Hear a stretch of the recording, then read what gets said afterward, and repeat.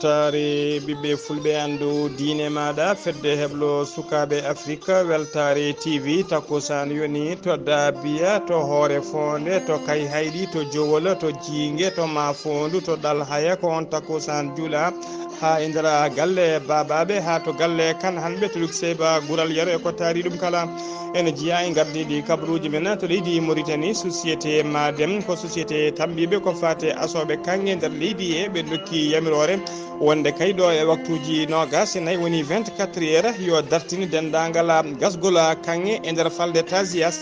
ha to falde tijirit kala ɗum noon ko caggal nde ƴiwonde hewde ndiyam tomno toon ñande jamma alkamisa ha subaka aljuma ñalawma hande gonɗen foof koye gam mbadi yidde tengtinde e ɓeydude nden ka e kisala to leydi Sénégal laamu leydi Sénégal rokkiri cadeau wonande 150 e joyo mennoɓe wonta ko wonnoɓe député ji ɓe manda mumen a gasi e ɗeɗo balle e mone mabɓe kala heeɓi werlamo hinde 4 to leydi Mali hoorejo leydi Mali colonel Azimi Koïta o rokkiri tigui cadeau walla mbiyana jeenari taw ko médaille faade nando makko sehil makko colonel Mamadi Doumbouya ɗum noon ko caggal kayne leydi ndi mawninno manditare jeytade hoore mum e nder leydi he to leydi Burkina Faso 17 jaggal taw ko yimɓe mawɓe jaale tambinoɓe landa wiyete ka MPP woni ex parti au pouvoir wondude kene wona temedere cadre kamɓe kala ɓe koliri e nder ɓatake ɓe démissioni ɓe jalti ha laaɓi e nder landa ka ene ɗamina kadi hewɓe wonɓe ma jeddu ma jaltu ha laaɓa e nder kan landa ma en gartu e on kabaru sen keeɓi ko ɓuuri ɗo labde bisimilla mone ketki hotodirte joni joni piren pacciren.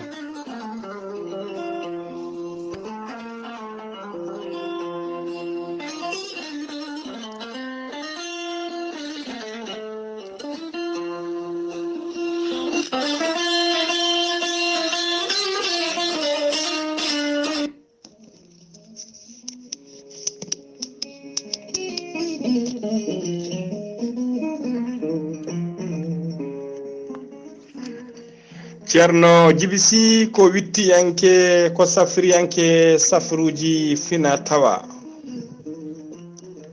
Ceerno Djiby Sy ko jaadindo balawal e danwal kala. Ceerno Djiby Sy ko labɗo reedu malaɗo wune. Ceerno Djiby Sy ko bawɗo listihara moƴƴuɗo longal jawruɗo firtude e dabruji e ɓen weddaɓe korte. Ceerno Djiby Sy ene yawrani ɓe rewɓe sattoraɓe dewle e wonduɓe e gorko ladde. Ceerno Djiby Sy ene safra ɓe wonduɓe kista fibrom ndagam sitta rewɓe ronkuɓe sowade e rewɓe dartoraɓe kala. Ceerno Djiby Sy ene yawrani ɓen worɓe usturaɓe goragu e yawɓe yitade koye mumen. Ceerno Djiby Sy ene jogui leɗɗe fannuji tati hen fannu goto so tawi a ƴettiɗen leɗɗe fodde 19 rafini yalta ma ha laaɓa. Fannu ɗiɗaɓo so tawi a hutorima ɗum fodde 13 rafini yalta ma ha laaɓa. Fannu tataɓo waddete koye gawri samme walla gawri ndemiri so tawi a hutorima ɗum fodde 100 rafini yalta ma ha laaɓa.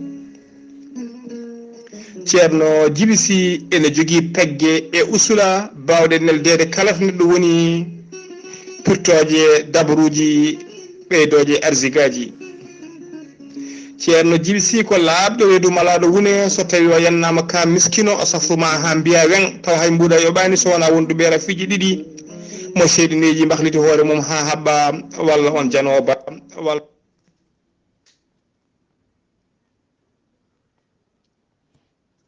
on janowo bargal.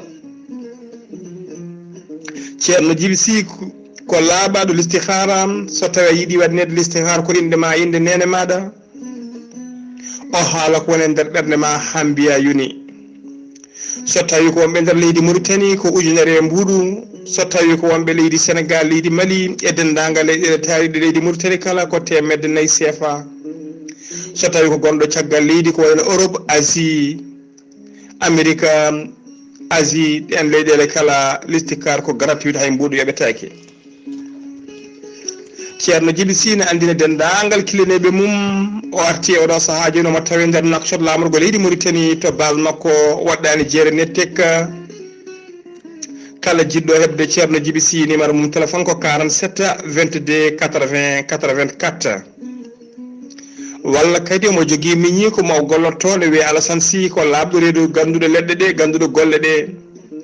on numéro téléphone mum ko 32 62 04 99 walla mbaɗa 48 10 00 13 ceerno Djiby Sy ne wiye dendagal kille mum no dooɓe kala sahade noon ko hebdemo wona salade notade ko hewrede tan yo jomum waɗ insisté ma hebmo ha no hannirta ni ceerno Djiby Sy ko labɗo reedu malaɗo woni mbadden dando faade makko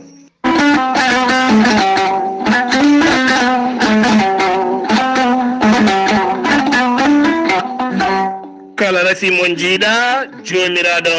ene jippini leggal ngal ene safra ɗum gorel teya ko haako moƴƴo iwruko en tokkorijinoro ari ko wallude en e safrude en ha moni kala yiito hen hoore muɗum gorel teya ko haako moƴƴo ala rewan ala effet a wulna ndiyam ma ha wula jaw mbaɗa hen aɗa yara aɗa yiito cellal ɓandu maɗa gorel teya ene safa on neɗɗo joguiɗo AVC joguiɗo caɗele cardiaque mo nangata taare caɗele gorago ɓandu jaaɗoru neɗɗo mo ɗaɗi mum dongnata ƴiƴam mum koyɗe musoje koppu misoji jaaɗo ha jotte koyɗe muma jokkata en ɗam yahata juma e jama jokkodir e gorel teya joni joni mbiya alhamdulillah sa yiɗi hebde ko laaɓi e gorel teya jahata koto site mabɓe internet mbaɗa www.gorelteya.com ma yi toon kala rafi mo joguiɗa ƴeewa so tawi ene hawriti e gorel teya jokkodira e mabɓe sa yiɗi jokkodire tonggode gorel teya Moustapha Mbacké to Touba 77 631 71 68 so tawi koto Kidira galle ceerno Habous Diallo aki tawe ɗon 77 554 75 54 so tawi koto Libreville Gabon jokkodirta koye biɗeɗo Pape Kana 077 39 57 97 so tawi koto New York Abou Sakoral Fouta Business +1 347 701 56 77 so tawi koto leydi France Harouna Ngaydo sa jokkodire on numéro kala leydi ndi gonɗa mawo totte joɗiɗo ɗono 06 50 99 64 43 musidɓe tedduɓe gorel teya ko lekki ki jomiraɗo addi beele dañen jaam caforoɗen kettode kaburuji mon e ɗemngal pulaar Afrique, Asie, Europe, Amérique, Moyen-Orient, Océanie. jam hiire moon musidɓe tedduɓe eɗen goni e mawnde nogas e tati he lewru silto hitande ujunnaji ɗiɗi e nogas ɗiɗi habaruji men e ɗemgal pulaar e sawta he ko musidɗo moon sehil moon Ghalii Abuu Bah to karallagal ha mbawon yiide en to banggue YouTube ko miñi men sehil men Saydou Abou Bah ko adi kabaruji men noon jayde weltare ɓiɓɓe fulɓe andu diine maɗa e musidɗo moon sehil moon Ghalii Abou Bah eɗen pecca sunare faade dendagal bandiraɓe kala eɗen kabra kadi bandiraɓe Mauritanie naɓe e Sénégal naɓe ha tengti noon Likseyba naɓe ɗal haynaɓe gankinaɓe ha yetti hoore fonde naɓe kala e dabiya naɓe kala ha babaɓe naɓe eɗen kabra ɗumen jaltugol aduna gorgol meɗen jinnaɗe men gorgol men biyeteneɗo cillo yero baba kane ko alkikiɗe hande o aljuma sanga 3 heures walla 15 heures o yalti aduna to Likseyba gorgol ko ñalawma janggo o wirete ɗon to saare gonga e nder Likseyba gorgol eɗen duwono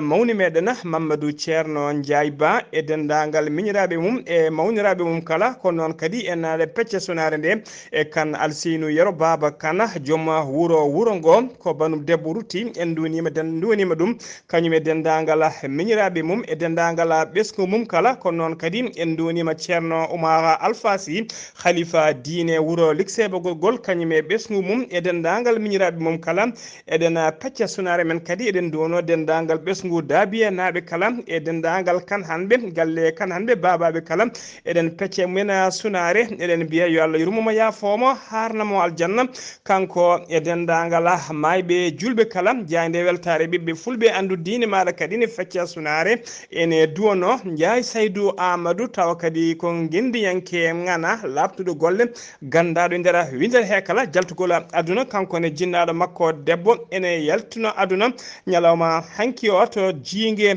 pecce sunare men noon e dendagal kanko Ndiaye Saydou Amadou e dendagal miñi ko ene mawni ken kala eɗen mbiya yo Allah yurmoɓe yafoɓe harnaɓe aljanna kamɓe e mayɓe julɓe kala allahumma amina habruji men ɗemngal pulaar kabruji men e ɗemngal pulaar eɗen gandin noon dendagal bandiraɓe ɓen joguiɓe tawa ko puuƴe walla ɓandu ronkuɗo yo ɓandu mum feewa jiɗɗo kay yo ɓandu mum ɗaada e yo serte uube e yo serte puuƴe e gurdulle gonɗe e ɓandu kala ha ɓandu ɗaata wayno jaam aɗa wawi hurtorade ɗeɗo cabune tawa ko cabune gommage galde ummiɗe to ko redinora tawa kadi ko naturel pewnare kewɗe fayida no feewi kala jiɗɗo noon hebde ɗena cabune ɗe tawateɗo saaha joni koto leydi Sénégal ene wawi ɗo e yesso ɗe naata nder leydi Mauritanie kono joni wudde tawate koto leydi Sénégal jiɗɗo jokkodirde yedde hebde kala jokkodirta koye ɓeɗo mbatta ko plus 221 mbaɗa 77 mbaɗa 784 47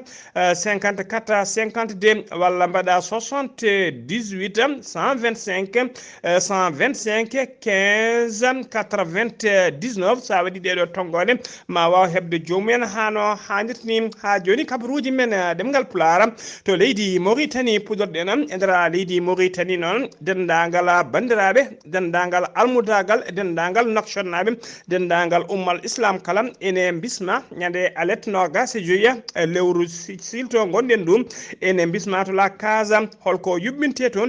toon noon ko takkusan ceerno Hamdou Rabbi Ndiathia ceerno Hamdou Rabbi Ndiathia noon ene yuɓɓinne toon takkusan taw ko takkusan jangtade toon ko faati e gurdam oɗon jeeɗal e wadde kadi sira nelaɗo men sallllahu alayhi wa sallam tawa yuɓɓini ɗum noon ko ceerno Boubou Gaye walla mbiyen ceerno Boubacar Gaye taw kañuma woni coordinateur fedde heblo sukaɓe Afrique nder leydi Mauritanie kañum kadi ardi daara biyeteɗo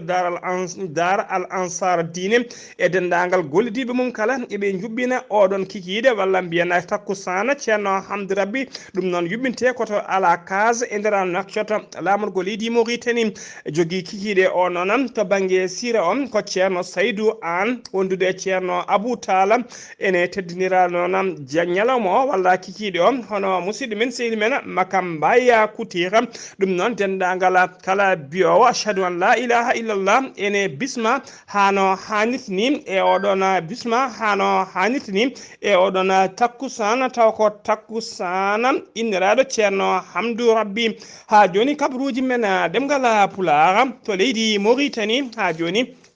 Madema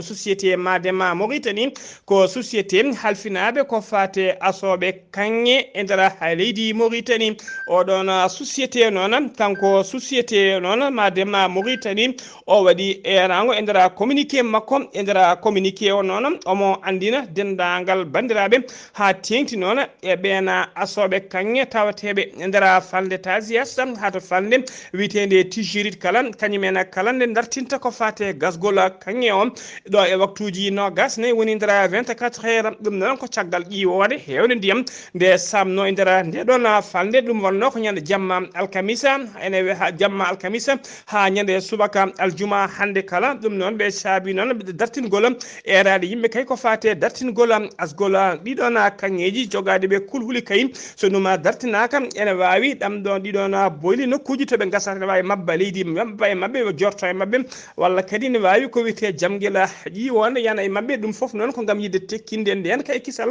ɓeɗon asoɓe kanŋe ko ɗum saabi société o dartini kay ɗo e 24 heures dendagal ɓen taw ko siggoɓe kanŋe e nder ndeɗon falde ɓe kolliri noon kala kay caliɗo hormade ngal ɗon kuulal ko heeɓi ɗum kala hoto jomum wittinani ha joni ko leydi Mauritanie keddoɗen ende alarba ɓennuɗo nogas go lewru silto hitande ujunnaje ɗiɗi e nogas e ɗiɗi police halfinaɓe nden kay kisal legal arafat an e nder nakchata ɓe mbaɗi convoqué yimɓe hewɓe taw ko tammiɓe catala iram ngal e gardugol birana dawul abeydi ngal cata e nder convocation noon e nder ɓena convocaɓe noon en tawe hen ene tawe hen oɗene teska hen hono secrétaire bureau iram e nder legal arafat omo wiye gammu ansour ko noon kadi tawe hen biteɗo salma dia on kañum woni secrétaire keeriɗo woni particulier e biran dawul ayibeydi ene tawen kadi biteɗo Husseini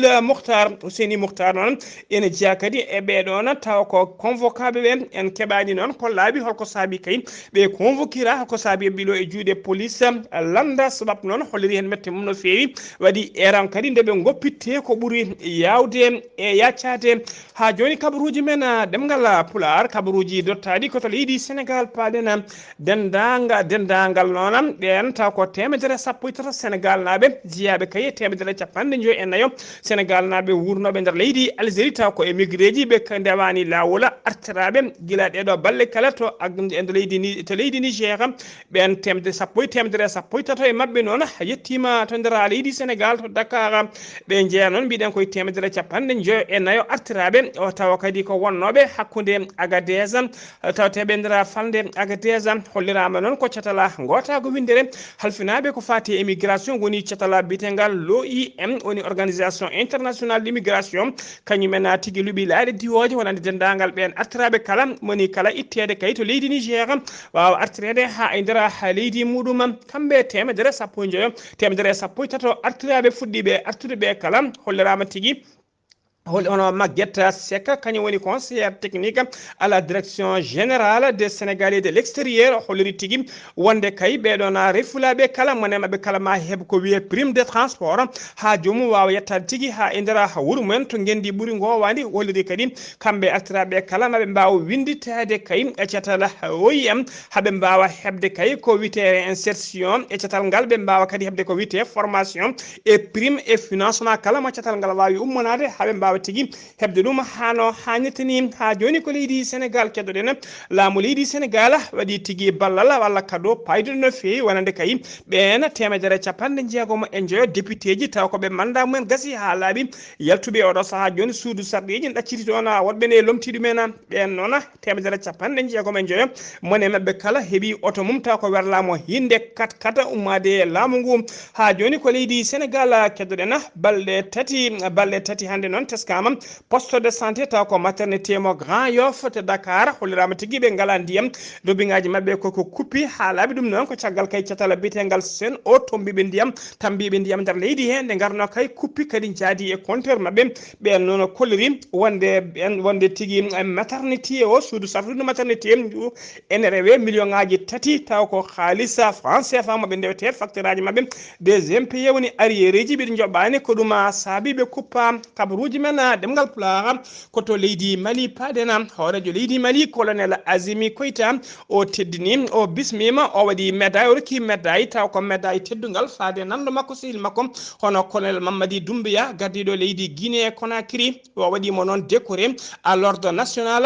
waɗimo décoré noon grand croix à l'ordre national à titre étranger ɗum noon ko jeenari mo yimɓe gollotoɓe mawɓe kewno hebde nder leydi he wonande wonɓe caggal leydi kadi e kala saaha ne keeɓa ndina jeenari noon ko caggal kay nde leydi ni mawninno manditare muma ñande nogas e 3 lewru septembre gonɗenɗo ɗum colonel Mamadi Doumbouya noon holliri hen weltare mum no fewi o weeɗama kadi o rokkama kadi jeenari kado woni sabre walla mbiyana silama ɗum foof noon ko yidde tengtinde e oɗo saaha joni cokkodirala moƴƴal hakkude leydi ɗe ɗiɗi ha tengti noon hakkude ɓeɗon colonel uji ɗiɗi ardiɓe ɗeɗo leyɗe ha joni kabaruji men ɗemgal pulaar to leydi Mali jen ha to Kulikoro noon ko tana musto waɗi toon ñande jamma alkamisa ene wiyata aljuma hande o ɗum noon ko sanga 5h du matin ko caggal nde huɓere yanitore yimɓe huɓere nde noon yimɓe ɗiɗo mbarmi hen neɗɗo goto gañi masi hen fittandu muɗum koto leydi Burkina Faso paɗen 17 neɗɗo tawi ko jagge mawɗe woni jaale mawɗe no fewi wondude kene wona temedere cadre tambinoɓe landa wiyete ka mouvement du peuple du progrès woni MPP ko ex parti au pouvoir pouvoir woni excellent laamu ko rak marka Christian Kaburi ardune mbiɗen sappo jeeɗiɗo jaggale mabɓe wondude kene wona temedere cadre kamɓe kala e nder ɓatake goto ɓe kolliri tigui wonde ɓe démissioni ɓe jalti ha laaɓi e nder kaɗona landa ene joga kulhuli kadi yimɓe hewɓe waɗɓe taw ko jeeyanoɓe nder landa ka kañumenne maɗo ɗeɗo balle ma kolit tigui jalti landa ka ha laaɓi musidɓe tedduɓe gasi ha laaɓi ceer ko ɗum ɗo wonno ko tonguɗen kabaruji men taw ko kabaruji men dottadi ɗum noon ko caggal sunare mawde nde joguiɗen jaltugol aduna ban jinnaɗo meɗen gorgol men mbiyetenoɗo cillo yara baba kana cillo yara baba kana mbiɗen o yalti aduna ko kikiɗe hande o sanga 15 heures woni 3 heures to lig seyba gorgol ko ñalawma janggo o wirte so hawre welede Allah en pecci sunare men faade dendagal ɓesgu lig seyba kala ha tengti noon e galleji kan hanɓe wondude e galleji babaɓe eɗen mbiya yo Allah yurmomo ya foma hanamal janna